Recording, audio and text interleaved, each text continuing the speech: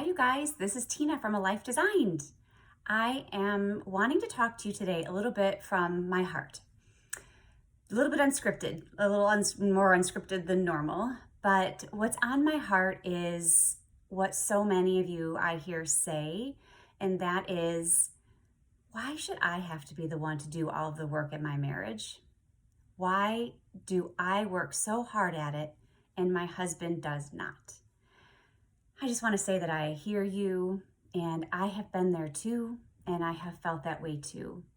But luckily, I did have support of a life coach to help me along my journey, because what I came to learn was that I was creating more of what I didn't want by the way that my brain was naturally thinking about things. And when I say that, I mean about what we normally think about when we're frustrated in our marriage, that we're doing everything to work on it and our husband is that we continue to look for evidence of that. We continue to look for evidence that we're trying so hard and he's not doing anything at all. And what I want to share with you is that thinking that way only makes it worse. It only makes us see more of what they're not doing in our relationship, and that doesn't cause them to do more. And so what we want to do is try to look for what they could be doing that is right. I guarantee you there has to be something. There has to be something. Your guy is good. You married him for a reason. He is trying, but we're just so focused on where he's not trying that that's what we notice more of. So what would it be like for you to just have a little bit of shifting in your thinking? And I would invite you to this. If you're feeling so frustrated, if you're really feeling this, what would it be like for you to just experiment with it?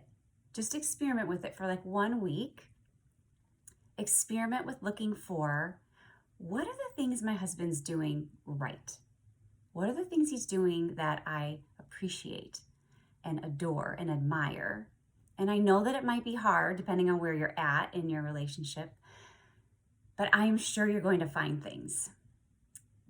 Let me just give you, this is kind of a minor example. There's probably a million of them that I have, but this one is common. So say after dinner, it's a story that I've had before. We'll have dinner, and then right after dinner, I'll need to leave with one of the children to drive them to a practice or something, and I don't have time to clean up dinner afterward, and so wait until I get home to do it. And so in the past, my husband, he's gone from not doing anything at all and leaving it to kind of where we're even still at now, is that he'll do most of it. He'll take the dishes off the table, put them in the dishwasher. He'll wash like the bigger dishes, the pots and pans and all of that. And then he walks out of the kitchen and turns the light off and he's done. Before I got coaching on this, I would be frustrated when I came back because he didn't wipe down the counters or the stove. It's like, in my mind, it was like, the job is not done.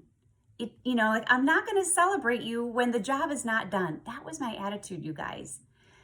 But what my coach helped me to see, and what I want to help you to see, is to take the baby step of being grateful for what was done, because that creates more of what you want. It creates more of him doing what you want.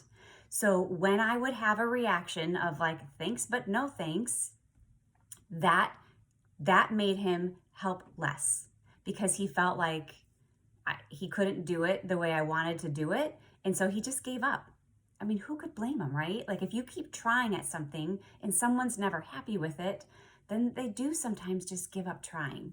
And so that's what I was doing. I was like unknowingly being my own worst enemy. I mean, I don't know about you, but like if I could go back and think about it, I'd take most of it cleaned up over none of it cleaned up, right? That's helpful. It saves time. And so now what I do is I've had a shift in my mindset. I'm just so grateful that he did any of it. And because of that, he does it all the time now.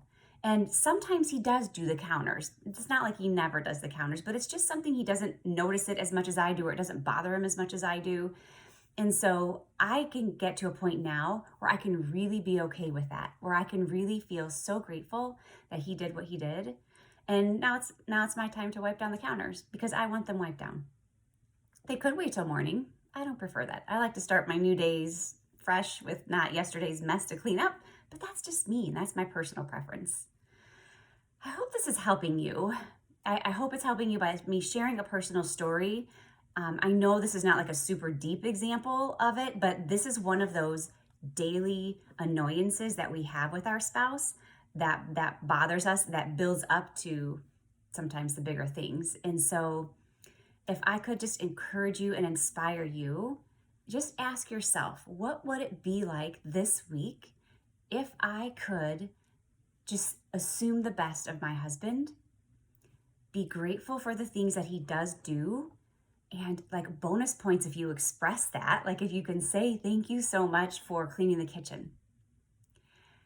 That is going to go so much further for you. It is going to invite your husband into helping you more because he sees, oh, I can please her. I can make her happy. And that's what we want him to see.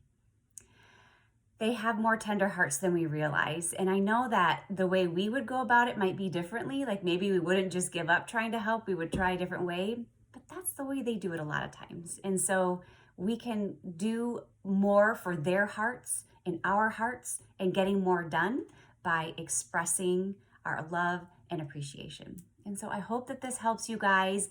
I always love hearing from you. So if you need specific help or you have specific questions, reach out to me and we can talk about this one-on-one. Have a super day.